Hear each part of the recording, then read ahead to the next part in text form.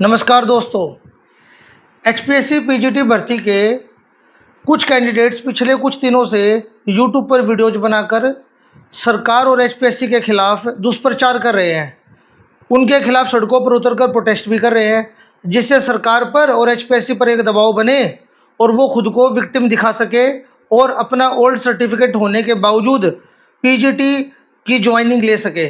मगर आज मैं आपको बताना आया हूँ कि कानून और नियम क्या कहते हैं।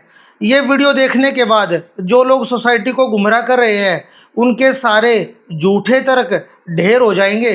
ये लड़ाई किसी कैटेगरी की नहीं है, ये लड़ाई है नियम मानने वालों की और नियम तोड़ने वालों की।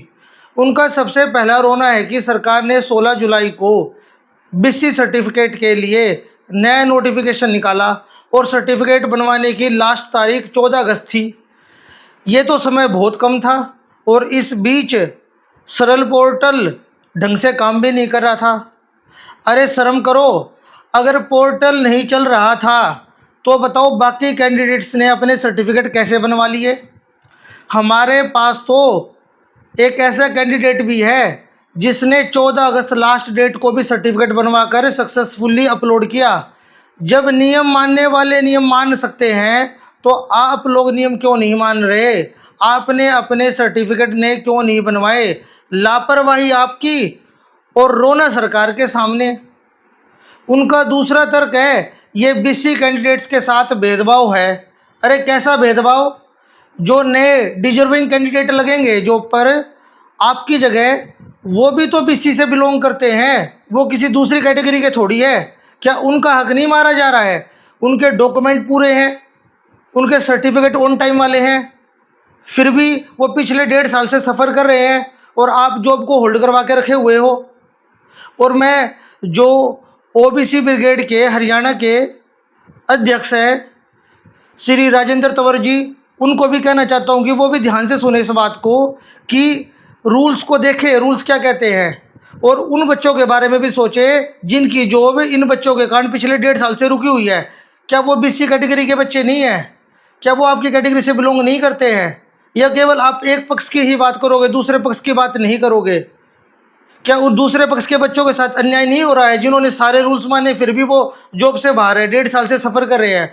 आपको एक तरफ की बात नहीं सुननी चाहिए, आपको दूसरे तरफ की उन बच्चों की बात भी सुननी चाहिए जो सफ़र कर रहे हैं, जिनके डॉक्यूमेंट्स कंप्लीट है, तब आपको पूरी सच्चाई पता चलेगी।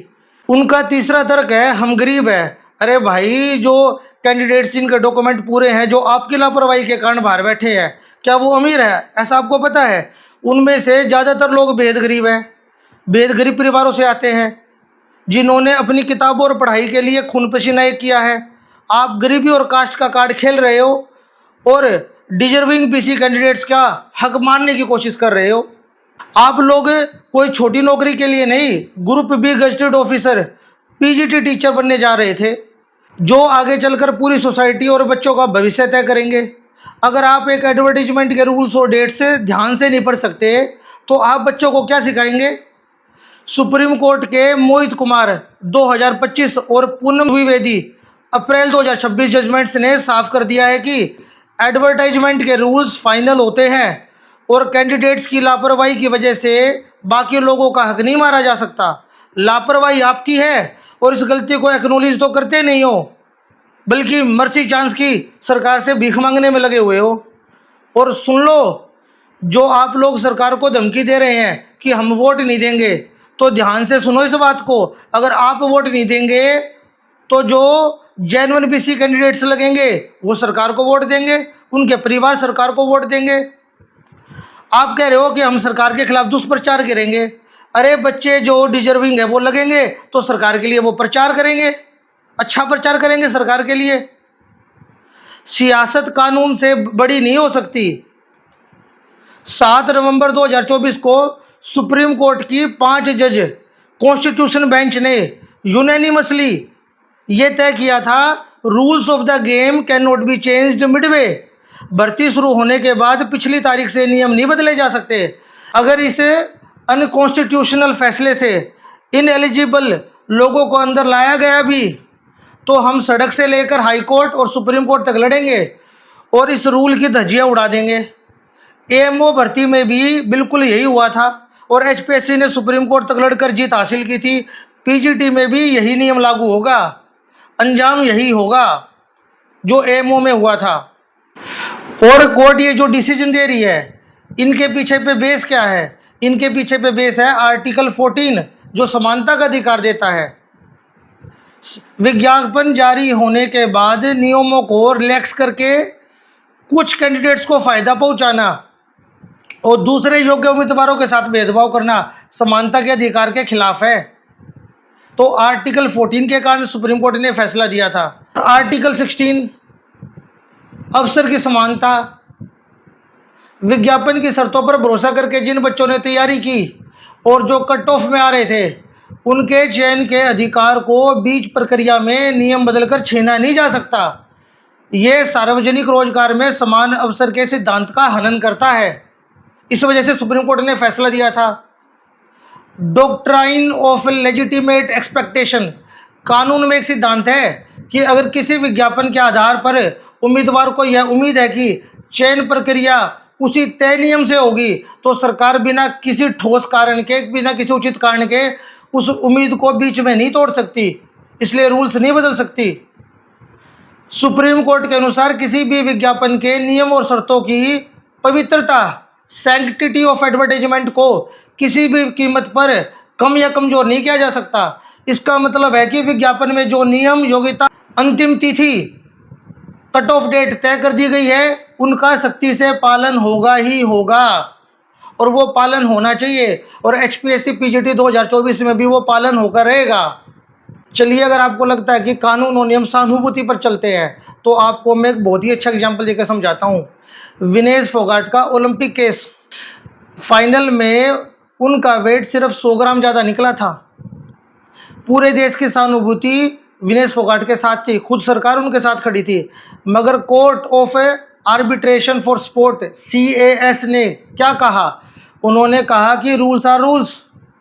विनेश को सेमीफाइनल जीतने के बावजूद सिल्वर मेडल तक नहीं दिया गया।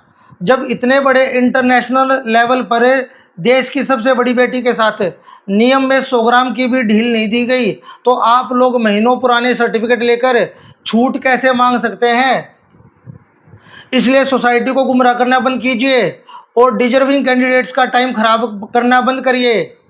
जीत हमेशा कानून की होती है, सस्ती सियासत की नहीं। अरे हाई कोर्ट और सुप्रीम कोर्ट भी बहुत बार ये बात बता चुकी है कि सरकारी नौकरियों के अंदर कट ऑफ डेट, अंतिमता जरूरी है। यदि ऐसा नहीं होगा तो प्रशासनिक अव्यवस्थाएं फैल जाएगी और कैंडिडेट कोई 1 साल के बाद, कोई 2 साल के बाद, कोई 5 साल के बाद छूट मांगता रहेगा।